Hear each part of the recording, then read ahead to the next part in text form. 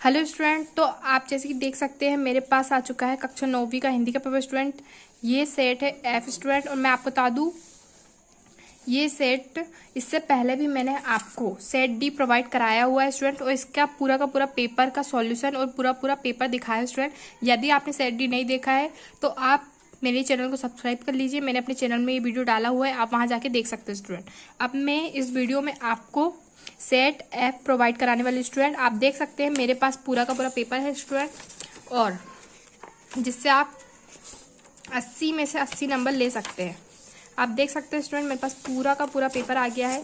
अब स्टूडेंट मैं आपको इसी वीडियो में सारे के सारे सॉल्यूशन कराऊंगी और ये पूरा पेपर भी दिखाऊंगी स्टूडेंट। तो स्टूडेंट बिना स्किप किए पूरा वीडियो देखिएगा, क्योंकि यदि मैं 2 वीडियो बनाऊंगी स्टूडेंट तो आपके पास टाइम नहीं रहेगा, इसलिए मैं आपको एक ही वीडियो में सॉल्यूशन और पेपर पूरा कराने वाली स्टूडेंट। तो हम स्टार्ट करते हैं पेपर को पढ़ना और साथ ही इसके सॉल्यूशन करना। तो स्टूडेंट प्रश्न नंबर पहला है, सही विकल्प चुनकर लिखिए। तो प्रश्न नंबर पहला है, सूरदास किस भक्ति शाखा के कवि है। तो स्टूडेंट आपको पता होगा कि सूरदास जी जो है वो कृष्ण जी के बहुत बड़े भक्त थे, इसलिए वो किस भक्ति शाखा के कवि है, कृष्ण भक्ति शाखा कवि है। ज्ञान मार्गी शाखा के कवि कबीरदास है, प्रेम मार्गी शाखा के कवि मलिक मोहम्मद जायसी है, और राम भक्ति शाखा के कवि तुलसीदास जी। स्टूडेंट मैं सबको बता दूं स्टूडेंट, यदि कोई भी आए, कोई दूसरा सेट है उसमें किसी और शाखा का पूछे तो आप उसमें भी आंसर लगा देना। अब दूसरा है, कबीरदास की भाषा है।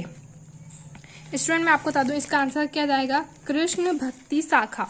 अब दूसरा है, कबीरदास की भाषा है स्टूडेंट। तो कबीरदास जी जो थे उनकी भाषा थी सदुक्कड़ी। क्या थी? सदुक्कड़ी। और प्रश्न नंबर तीसरा है, जहां एक ही शब्द के एक से अधिक अर्थ होते हैं यहाँ होता है। तो स्टूडेंट मैं इसका आंसर भी आपको बता देती हूँ।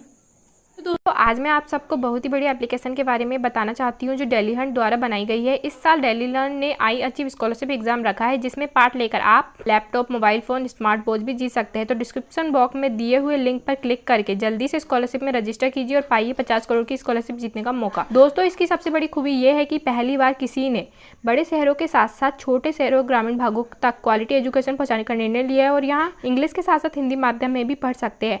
डेली लर्न जल्द ही अपना ऐप भी लाने वाला है, जहां आपको live classes, study note, test series and quiz मिलेगी। तो आप वेट किसका कर रहे हैं, जाइए, लिंक डिस्क्रिप्शन में दे रखी है और इनाम जीतिए। तो स्टूडेंट इसका आंसर जाएगा श्लेष अलंकार। स्टूडेंट ये आधा सा स्टूडेंट आप कंफ्यूज ना हुए। चौथा है हमारा, विभानुभावचारी संयोग दृश निष्पत्ति। यह सूत्र किसका है, यानी किस लेखक ने रस की ये परिभाषा दी है। तो उसका आंसर जाएगा भरत मुनि। अब पांचवा है, एकांकी में अंक होता है। तो एकांकी में कितने अंक होते हैं स्टूडेंट? 1 होते हैं। मुंह की खाना का अर्थ है, तो स्टूडेंट इसका आंसर जाएगा हार मानना। अब सातवां है, एकांकी में उमा पात्र की माँ का नाम है। तो इसका आंसर जाएगा प्रेमा। प्रश्न नंबर दूसरा है, रिक्त स्थान में सही शब्द चुनकर लिखिए। तो भक्ति काल का प्रारंभ सन खालिस्तान से माना गया। इसका आंसर जाएगा 1318 से भक्ति काल का प्रारंभ माना गया। खालिस्तान ने वात्सल्य का कोना कोना झांका। स्टूडेंट आपको पता ही है कि जो सूरदास जी थे वो कृष्ण भक्ति शाखा के कवि है। उन्होंने कृष्ण की बाल लीलाओं का वर्णन किया है, वात्सल्य यानी बचपन का वर्णन कोना कोना झांका। तो इसका आंसर जाएगा सूरदास। अब यहाँ पे है अलंकार का सामान्य अर्थ है। तो अलंकार का सामान्य अर्थ है गहना। अब चौथा है, सुदामा चरित खालिस्तान है। तो इसका आंसर जाएगा खंडकाव्य। स्टूडेंट आपको पता ही होगा सुदामा चरित में कृष्ण जी के जो घनिष्ठ मित्र थे सुदामा जी, उनके बारे में बताया गया है, लेकिन उनके सिर्फ जीवन की एक घटना का चित्रण किया गया है, इसलिए ये खंडकाव्य है। यदि संपूर्ण जीवन का चित्रण किया जाता तो ये महाकाव्य होता है। बेल का स्थान गधे से खालिस्तान होता है, ऊंचा होता है। स्टूडेंट फोटो में प्रेमचंद के साथ उनकी खालिस्तान भी है, तो पत्नी भी है। अब यहाँ पे हमारा पहला है सूफी संत। तो इसका आंसर जाएगा स्टूडेंट, सूफी संत जो थे हमारे थे जायसी, मलिक मोहम्मद जायसी जो थे लेखक, वो हमारे सूफी संत थे। आधुनिक काल, तो इसका आंसर जाएगा भारतेंदु युग। और श्लेष का अर्थ क्या होता है? चिपका हुआ। और भूमि, भूमि का पर्यायवाची क्या होता है? धरा। नाना साहेब की पुत्री कौन थी? मीना ही थी। घर का नौकर कौन था? रतन। स्टूडेंट आप देख लीजिए। और प्रश्न नंबर चौथा है, एक शब्द पर वाक्य में उत्तर दीजिए। तो प्रबंध काव्य के कितने भेद होते हैं? तो प्रबंध काव्य के स्टूडेंट 2 भेद होते हैं, एक होता है महाकाव्य और एक होता है खंड काव्य। दूसरा है, रस के प्रमुख अंगों के कितने हैं? तो रस के 4 अंग होते हैं स्टूडेंट। मैंने आपको बताया था कि जो पेपर होते हैं वो सिमिलर होते हैं। स्टूडेंट आप देख लीजिए, ये जो क्वेश्चन है मैंने आपको सेट आपको सेट डी में भी बताया है स्टूडेंट, सेम क्वेश्चन। तो रस के प्रमुख अंग कितने होते हैं? 4 होते हैं, स्थायी भाव, विभाव, अनुभाव और संचारी भाव। हिंदी साहित्य के उपन्यास सम्राट कौन है? तो स्टूडेंट मैंने आपको बताया था हिंदी साहित्य के उपन्यास सम्राट कौन है? प्रेमचंद, प्रेमचंद जी। उन्हें हिंदी साहित्य का उपन्यास सम्राट कहा जाता है। चौथा है रिपोर्टाज किसे कहते हैं? तो स्टूडेंट मैं आपको इसका लिखा हुआ आंसर बता देती हूँ जिससे आप कंफ्यूज ना हो स्टूडेंट। तो स्टूडेंट रिपोर्ट के कलात्मक और साहित्यिक रूप को ही रिपोर्टाज कहते हैं, क्योंकि हमें एक शब्द में इसलिए हम इतना ही लिखेंगे स्टूडेंट। तो स्टूडेंट वृद्ध कपड़े में क्या छिपा लेती है? तो इसका आंसर यहाँ पे दिख रहा होगा आपको, 13वें का आंसर एक रोटी वृद्ध अपने कपड़े में छिपा लेती है। अब हमारा नेक्स्ट क्वेश्चन है, शादी के बाद लेखिका कहाँ रहने लगी? तो शादी के बाद लेखिका कहाँ रहने लगी स्टूडेंट? तो स्टूडेंट शादी के बाद लेखिका कहाँ रहने लगी? डालमिया नगर। और वृद्ध कपड़े में क्या छिपा लेती है? रोटी। अब हमारा प्रश्न नंबर 5वां है, सत्य असत्य लिखिए। तो मैं इसका आंसर बता देती हूँ, आप यहाँ पर क्वेश्चन लिख लीजिए। मीराबाई आदिकाल की कवियत्री है, खंड काव्य मुक्तक काव्य का एक भेद है। तो खंड काव्य मुक्तक काव्य का एक भेद है, ये असत्य है स्टूडेंट।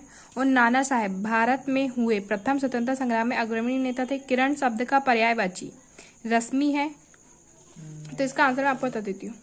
तो स्टूडेंट पहले का जाएगा असत्य, दूसरे का भी असत्य, तीसरे का सत्य, चौथे का भी सत्य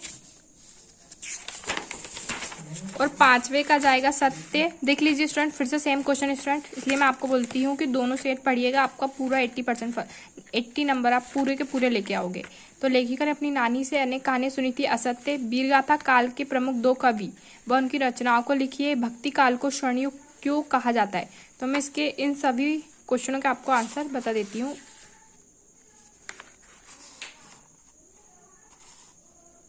तो वीरगाथा काल के प्रमुख 2 कवि और उनकी रचनाएं, तो पहला कवि है जगनिक और दूसरा दलपति विजय। तो उनकी रचनाएं हैं परमाल रासो और दूसरे की है खुमान रासो।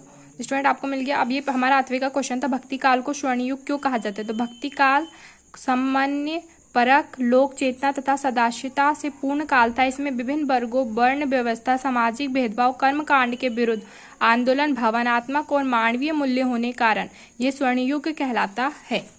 अब हमारा नेक्स्ट क्वेश्चन है स्टूडेंट, प्रश्न नंबर 7वां, छायावाद से आप क्या समझते हैं अथवा नई कविता की प्रमुख 2 विशेषताएं बताइए। तो स्टूडेंट मैं इसका आंसर भी आपको अभी प्रोवाइड करा देती हूँ। छायावाद तो हिंदी कविता, ये स्टूडेंट आप देख लीजिए, मैं आपको बोलूँगी तो बहुत ज़्यादा समय हो जाएगा हमारे वीडियो का, यहाँ से लेकर आप यहाँ तक पूरा याद कर लीजिएगा। और ये किसकी परिभाषा है स्टूडेंट?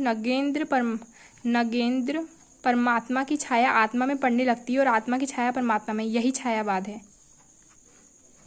अब स्टूडेंट 8वें का क्वेश्चन था हमारा, नई कविता की 2 विशेषताएं। तो स्टूडेंट आपको यहाँ पे आंसर दिख रहा है, आपको 3 दिया, आपको तीनों लिख लेना है। कुंठा, संतरास, मृत्युबोध, व्यंग प्रधान रचना, क्षणवाद की प्रधानता। अब यहाँ पे स्टूडेंट हमें नेक्स्ट क्वेश्चन दिया, प्रश्न नंबर 8वां। प्रश्न नंबर 8वां दिया है, कोयल की कूक सुनकर कवि की क्या क्रिया थी? लता ने बादल रूपी मेहमान को किस तरह देखा?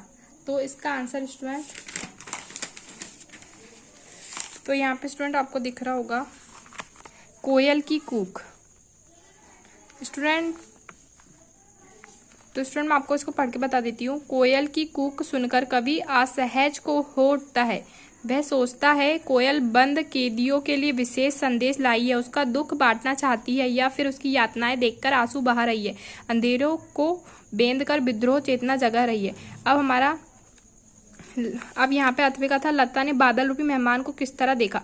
तो 1 साल तक बारिश न होने से लता बेचैन थी। उसने किवाड़ की ओट में होकर मेहमान को देखा, क्योंकि वह अपने प्रियतम के कई दिनों के बाद आने पर उससे रूठी हुई थी और उन्हें देखा बिना रह नहीं पाती थी। तो अब स्टूडेंट हमारा नेक्स्ट है, काव्य के प्रकारों के नाम लिखिए अथवा है मुक्त काव्यों के प्रकारों के नाम लिखिए। तो स्टूडेंट काव्यों के प्रकार, काव्य के 2 भेद है, दृश्य काव्य और श्रव्य काव्य। और इसका जो 8वां का था मुक्त काव्य प्रकार, स्टूडेंट आप यहाँ से यहाँ तक पूरा उतार लीजिए। इसके 2 प्रकार होते हैं, पाठ्य मुक्तक और गेय मुक्तक। अब हमारा है नेक्स्ट क्वेश्चन, शांत रस की परिभाषा उदाहरण सहित लिखिए अथवा में अनुप्रास अलंकार की परिभाषा उदाहरण सहित लिखिए। तो इसका आंसर मैं आपको बता देती हूँ। स्टूडेंट इसकी इजी परिभाषा भी है, मैं आपको बोल के बता देती हूँ, चाहो तो आप वो भी लिख सकते हो। जब निर्वेद नामक स्थायी भाव का भाव, विभाव, अनुभाव और संचारी भाव के साथ संयोग होता है तब शांत रस की निष्पत्ति होती है। अब इसमें आप उदाहरण भी लिख सकते हो स्टूडेंट, इसमें इसका देख के। अब यहाँ हमारा 8वें का क्वेश्चन है, अनुप्रास अलंकार की परिभाषा उदाहरण सहित लिखिए। तो अनुप्रास अलंकार स्टूडेंट, तो अनुप्रास अलंकार की यहाँ पे जहाँ एक ही वर्ण का एक से अधिक बार प्रयोग होता है वहाँ अनुप्रास अलंकार होता है। उदाहरण के लिए सबसे इजी उदाहरण है, चारू चंद्र की चंचल किरणें खेल रही थी जलथल में। चा चा चा बार बार आ रहा है स्टूडेंट, जहाँ एक ही वर्ण चा चा चा एक से अधिक बार आ रहा है स्टूडेंट, एक से अधिक 3 बार आया स्टूडेंट। तो यहाँ पे आप देख सकते हैं यहाँ लिखा भी हुआ है। अब हमारा नेक्स्ट क्वेश्चन है प्रश्न नंबर 11वां, गया ने बेलों को शरारत के लिए क्या सजा दी थी अथवा छोटी बच्ची को बेलों के प्रति प्रेम क्यों उमड़ आया। तो स्टूडेंट इसका आंसर है, गया ने बेलों की शरारत पर उन्हें मारा पीटा और रूखा सूखा चारा खाने को दिया, उन्हें एक मोटी रस्सी से बांध दिया, उसकी सजा थी।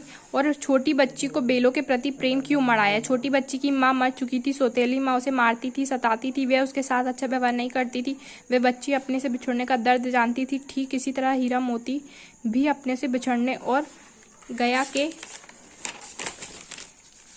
के अत्याचार से दुखी थे, इसलिए दोनों बेलों व छोटी बच्ची के बीच सहानुभूति पैदा हो गई। इसी कारण वह रोज हीरा मोती को एक एक रोटी खिला जाती थी। अब हमारा नेक्स्ट क्वेश्चन है, लेखक के अनुसार जीवन में सुख से क्या अभिप्राय है। तो जीवन में सुख का अभिप्राय स्टूडेंट यहाँ पे आपको दिख रहा है, बाजार में उपलब्ध वस्तु का अधिक उपयोग, उत्पादन बढ़ाकर प्रचारित किया जाता है, इसलिए जीवन में सुख की व्याख्या उपभोग भोग हो गई है। अब इसके जो 8वें का क्वेश्चन है स्टूडेंट, सर टॉमस हे के मेना पर दया के भाव के क्या कारण रहे होंगे। तो स्टूडेंट आपको यहाँ पे इसका आंसर दिख रहा है, आप अच्छे से याद कर लीजिए। अब हमारा नेक्स्ट क्वेश्चन प्रश्न नंबर 13वां, लेखक परसाई जी प्रेमचंद को क्या सलाह दे रहे हैं अथवा प्रेमचंद की विडंबना क्या थी। तो इसका आंसर मैं आपको बता देती हूँ स्टूडेंट। तो स्टूडेंट यहाँ पे आपको दिख रहा है, लेखक परसाई जी प्रेमचंद को क्या सलाह दे रहे थे, आपको यहाँ से यहाँ तक पूरा याद कर लेना है। और इसके 8वें का क्वेश्चन था प्रेमचंद की विडंबना क्या थी, तो आपको यहाँ से यहाँ तक पूरा याद कर लेना है। अब यहाँ पे हमारा प्रश्न नंबर 13वां खत्म होता है। अब हमारा प्रश्न नंबर 14वां, निपात शब्द से क्या आशय है, उदाहरण सहित लिखिए। मुहावरा क्या है, परिभाषा एवं उदाहरण सहित लिखिए। तो स्टूडेंट मैं आपको बता दूं, इसका आंसर मैंने ये सेम क्वेश्चन सेट डी में आया हुआ है, फिर भी मैं आपको इसका सॉल्यूशन अभी प्रोवाइड करा देती हूँ। तो स्टूडेंट इसका आंसर जाएगा, वे अवयव जो किसी शब्द या पद के बाद लगाकर उसके अर्थ में विशेष बल देते हैं निपात कहलाते। जैसे रमेश केवल पढ़ रहा है, मैंने उसे देखा तक नहीं। तो यहाँ पर केवल और तक ये सब निपात शब्द है स्टूडेंट। और इसके जो 8वें का क्वेश्चन था, मुहावरा क्या है, परिभाषा में उदाहरण लिखिए। तो मुहावरा शब्द मूलतः अरबी भाषा का है, जिसका अर्थ है अभ्यास अथवा बातचीत। स्टूडेंट आपको पूरा उतार सकते हो तो आपको पूरे में से पूरे नंबर मिलेंगे स्टूडेंट। तो स्टूडेंट इसके आगे के क्वेश्चंस और आंसर मैं आपको नेक्स्ट वीडियो में प्रोवाइड कराऊंगी, क्योंकि समय बहुत हो चुका है, ये वीडियो बहुत बड़ा हो चुका है स्टूडेंट। तो मैं आपको नेक्स्ट वीडियो में पूरे के पूरे आंसर आपको प्रोवाइड करा दूंगी स्टूडेंट। तो स्टूडेंट मैं आपको सेट एफ और सेट डी प्रोवाइड करा रही हूँ स्टूडेंट। तो जितने भी स्टूडेंट मेरा वीडियो देख रहे हैं वो दोनों के दोनों सेट अच्छे से तैयार कर लेंगे, भले ही उन्हें कोई सा भी सेट आता हो स्टूडेंट। आपको दोनों के दोनों सेट अच्छे से तैयार कर लेने हैं, आपको 80 में से 80 नंबर मिल जाएंगे। Thank you for watching. और यदि आपको इस पेपर का PDF चाहिए तो टेलीग्राम चैनल को भी ज्वाइन कर लेना स्टूडेंट, क्योंकि डिस्क्रिप्शन बॉक्स में मैंने लिंक दी है। जिन छात्रों को मेरा टेलीग्राम चैनल ज्वाइन करना है वो वहाँ पे जाके टेलीग्राम चैनल ज्वाइन कर सकते हैं। Thank you for watching.